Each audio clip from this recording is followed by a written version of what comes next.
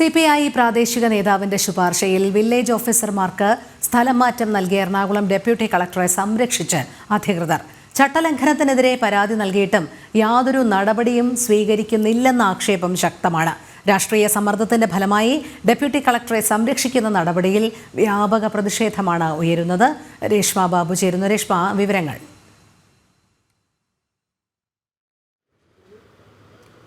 റുഹിണി, CPIയുടെ തൃക്കാക്കര മണ്ഡലം സെക്രട്ടറി ആയിട്ടുള്ള സന്തോഷ് ബാബുവിന്റെ ആവശ്യപ്രകാരമാണ് 2 വില്ലേജ് ഓഫീസർമാരെ എറണാകുളം ഡെപ്യൂട്ടി കളക്ടർ സ്ഥലം മാറ്റിയത്. അത് പിന്നീട് ആ ഉത്തരവ്, സ്ഥലം മാറ്റ ഉത്തരവ് തിരുത്തിയത് NGO സംഘത്തിന്റെ ഉൾപ്പെടെയുള്ള പ്രതിഷേധത്തിന്റെ ഫലമായിട്ടായിരുന്നു. ഇത് വലിയ രീതിയിൽ സംസ്ഥാന തലത്തിൽ തന്നെ ചർച്ചയാവുകയും സർക്കാരിന് വലിയ തലവേദന ഉണ്ടാക്കുകയും സൃഷ്ടിച്ചിരുന്നു. എങ്കിലും ഈ ആരോപണ വിധേയനായിട്ടുള്ള എറണാകുളം ഡെപ്യൂട്ടി കളക്ടറെ സംരക്ഷിക്കുന്ന ഒരു നടപടി, അത്തരത്തിലുള്ള നിലപാട് തന്നെയാണ് നിലവിൽ അധികൃതർ സ്വീകരിച്ചു പോരുന്നത്. ഇതിനെതിരെ സമരവും പ്രതിഷേധവുമായിട്ട് രംഗത്ത് വരുമെന്നാണ് NGO സംഘ് പറഞ്ഞിരിക്കുന്നത്. കാരണം ഗുരുതരമായിട്ടുള്ള ചട്ടലംഘനം ഒരു രാഷ്ട്രീയ സമ്മർദ്ദത്തിന്റെ അടിസ്ഥാനത്തിൽ ഈ പറയുന്ന ആരോപണ വിധേയനായിട്ടുള്ള ഡെപ്യൂട്ടി കളക്ടർ നടത്തിയിട്ടുണ്ട്. ഇയാൾക്കെതിരെ രേഖാമൂലം തന്നെ ലാൻഡ് റവന്യൂ കമ്മീഷണർക്ക് പരാതി നൽകിയിരുന്നു. എന്നിട്ടും ഒരു അച്ചടക്ക നടപടി സ്വീകരിക്കാനായിട്ട് അധികൃതരുടെ ഭാഗത്തു നിന്നും ശ്രമം ഉണ്ടായിട്ടില്ല. ഡെപ്യൂട്ടി കളക്ടറെ സംരക്ഷിക്കാൻ വേണ്ടിയിട്ട് വലിയ രീതിയിലുള്ള സമ്മർദ്ദം രാഷ്ട്രീയപരമായിട്ട് ഉന്നത നേതാക്കളുടെ ഭാഗത്തുനിന്ന് ഉണ്ടായിട്ടുണ്ട്. സർക്കാർ തലത്തിലുള്ള സമ്മർദ്ദത്തിന്റെ ഫലമായിട്ടാണ്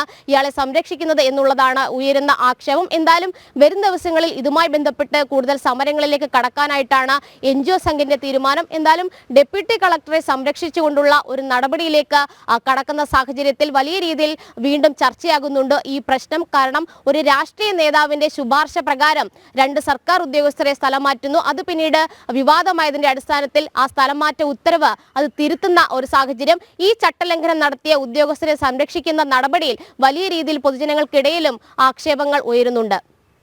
ശരി, രേഷ്മ ബാബു ആണ് വിവരങ്ങൾ നൽകിയത്.